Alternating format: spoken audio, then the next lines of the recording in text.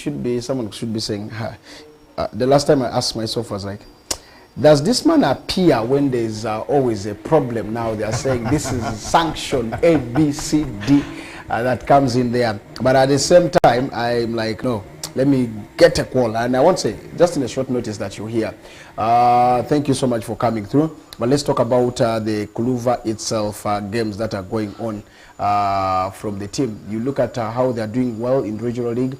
You look at how they're doing well in other leagues like the Uganda Cup. What has changed? What have you brought into the team? Well, in fact, who are you at Kuluva? for starters, Murigas, Chandia Bosco Rigas, chairperson Kuluva Rainbow for some quite good years, over 10 years. We started right from 4th division until now, and I believe the team is progressing well because of some few things we're adding in here and there. Like you said earlier on, this year the focus is very clear. We need to go for playoffs. And as the table standing is right now, we are second on the table, 3 points behind in Edi Central.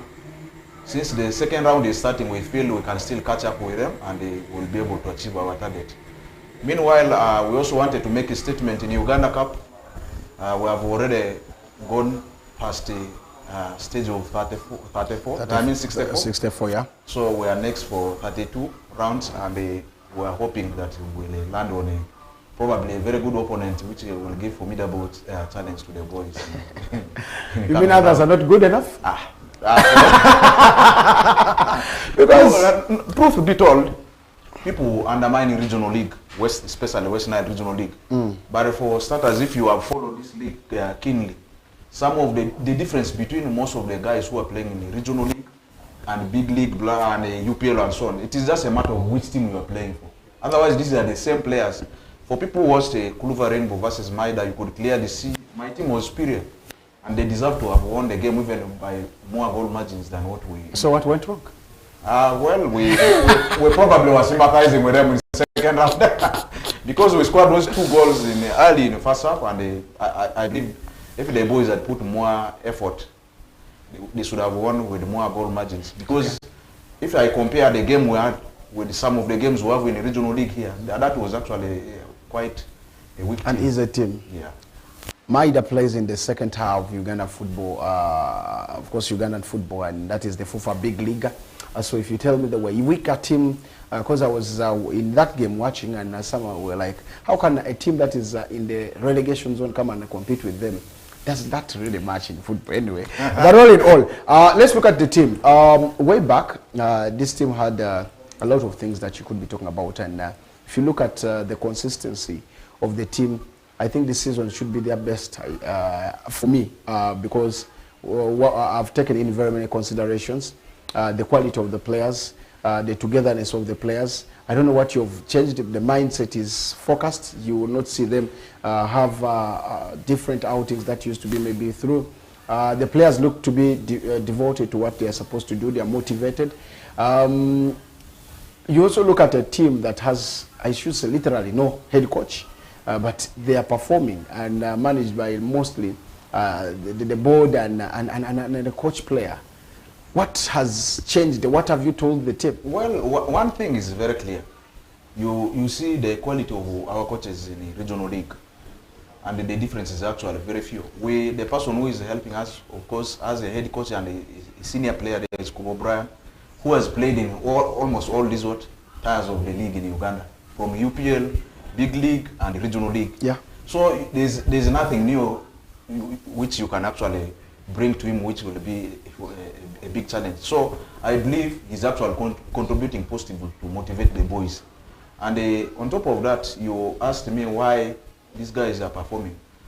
For starters, this season when it started, actually, we signed a very few new players. Most of those boys are boys we started with in 4th division. So they have been together for quite long, and they know each other, and I believe whatever challenge the club faces, whether management part, and so they have been part of it.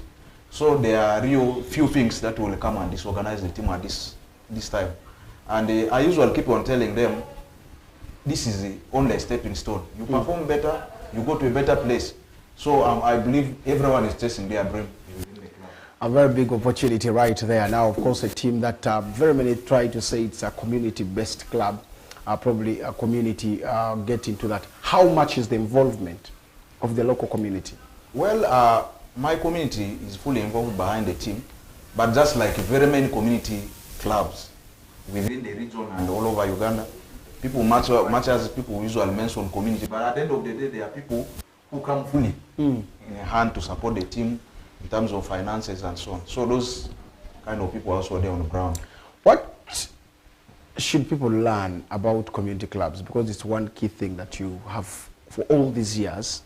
If I look at the writings, it shows that this club was formed even, I think, way back, even before you came here. Yeah. And you've come to pick the team, and I've never met with you or talked to you about this. How did you acquire to become the chairman? How did they elect you to be the chairman of the club? Well, I'm someone within the community of Kuluva, and historically this club is actually, initially it started in a hospital here for patients, leprous patients, and the caretakers.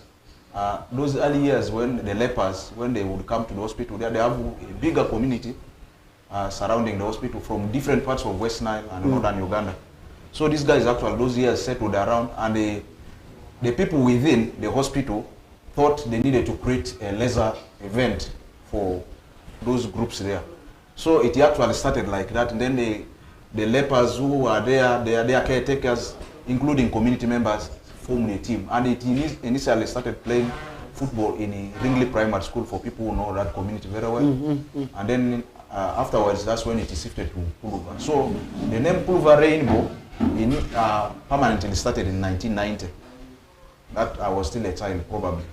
So there are people there are people who have played in the team for a longer period of time.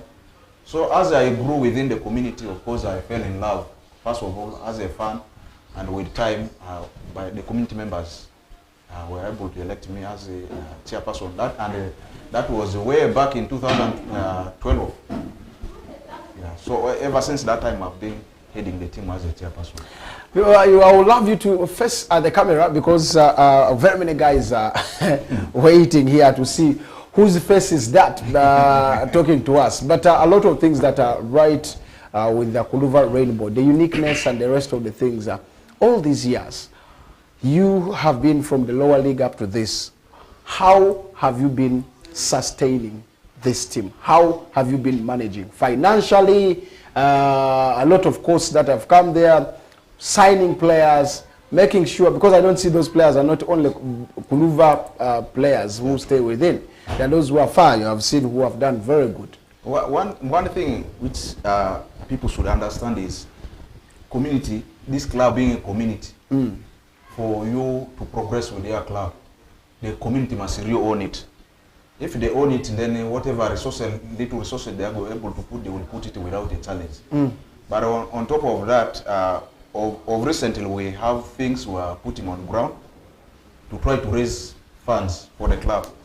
For example, we have right now we have T-shirts, we have caps. The merchandise. The merchandise are there for sale. You can go to Kuluva, you get them at a very good price, and those ones we believe will raise the team further. On top of that, as a part of a community thing, we have business communities within Kuluva. For example, we have a place in Kuluva called Universe Lounge, which has come in handy to help us here and there. They have been able to give us a place so that every Saturday we organize a night called the Kuluva Rainbow Night, where fans go and pay to support the team and so on. So this is how much community is involved. So we believe with all these events, the club will be pushed more, even boosted by finances. A lot of things that have come through such clubs, and a lot of things that always go wrong. We should say very many things have come through here and there. Before even we shall be we shall be getting off for a break. Way back, we've known this for coaches and the rest. What is the problem? Are there plans of getting new coach? Are there plans of putting in a lot of things? Have you received calls or messages or even letters from coaches who are to be there? Now, as a technical person, you should be, as a chairman, knowing that for a team to concentrate very well, you need an independent coach who is going to be there to make sure that things go rightly. Are there plans? Yeah, well, we actually, one thing was when the first round started, we were headed by, of course, coach player. And when we have a plan, at least before second round starts, we need to have a tentative coach who will help the boys for us to achieve our target. On top of that, there are transfers where we expect to run within these few remaining days in January to boost the team further. Right now, the technical team is going on with the scouting discussion with a few players here and there. We believe by the time second round comes, we'll be good to go. Okay. Yeah.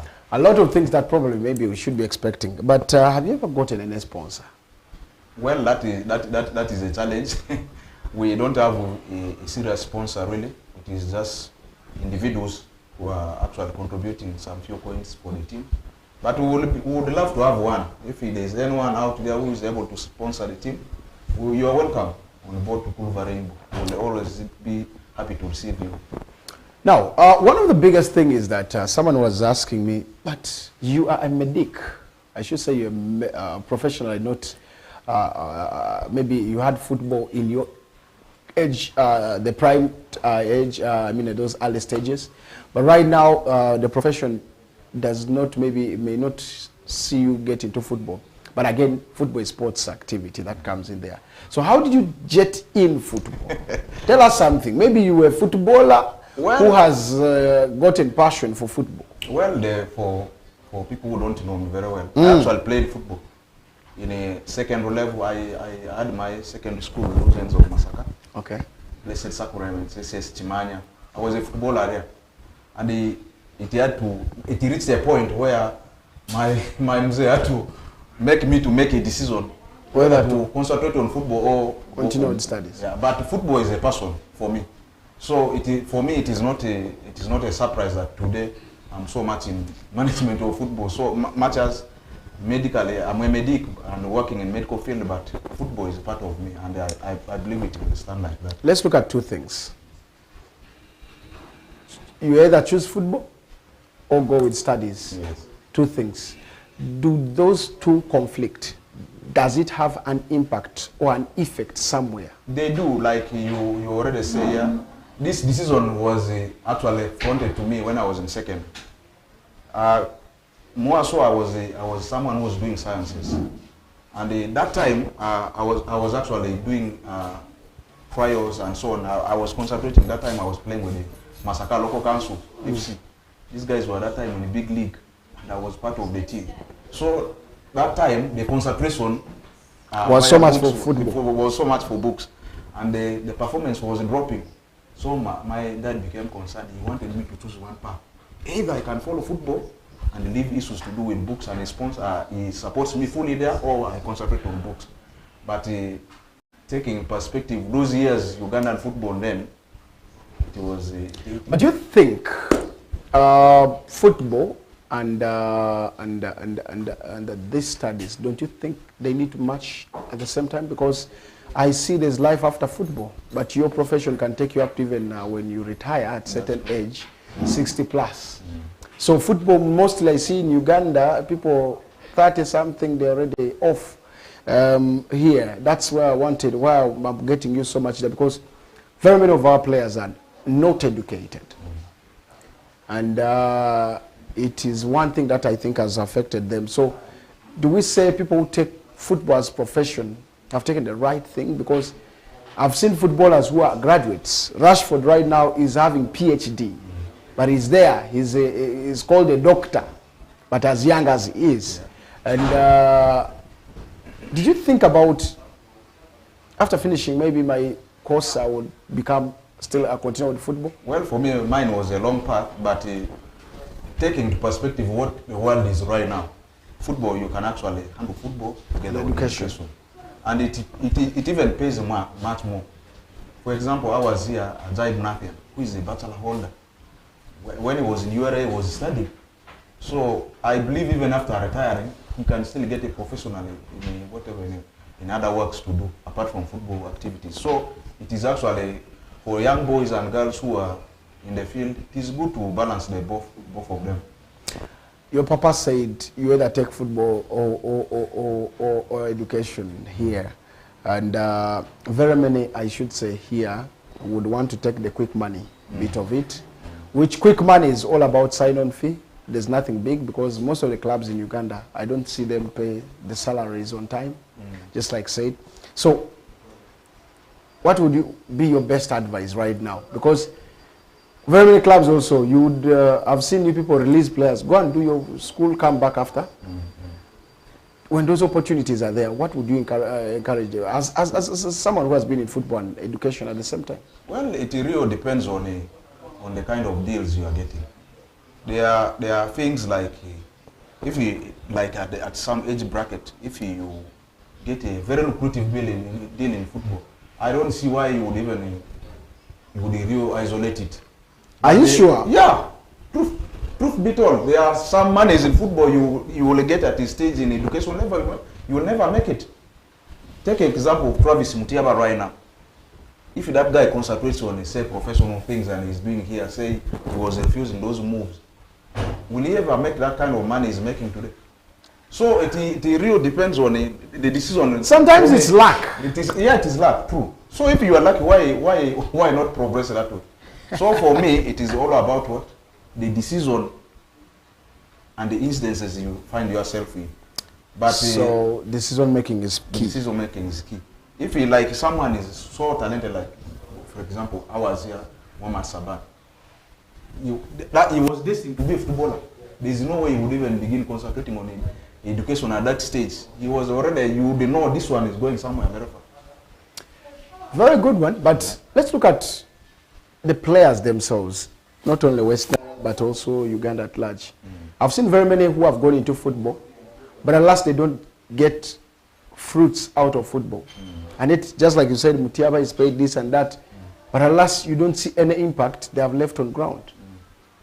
Now, football literacy and how much has Uganda invested? Okay, just to you, what do you think? How much has Uganda invested in football literacy and like their financial management to these players? Because remember, just like I said, I'm going in this. Let's say I'm going in this. I didn't study. What I know is my money, and this is there.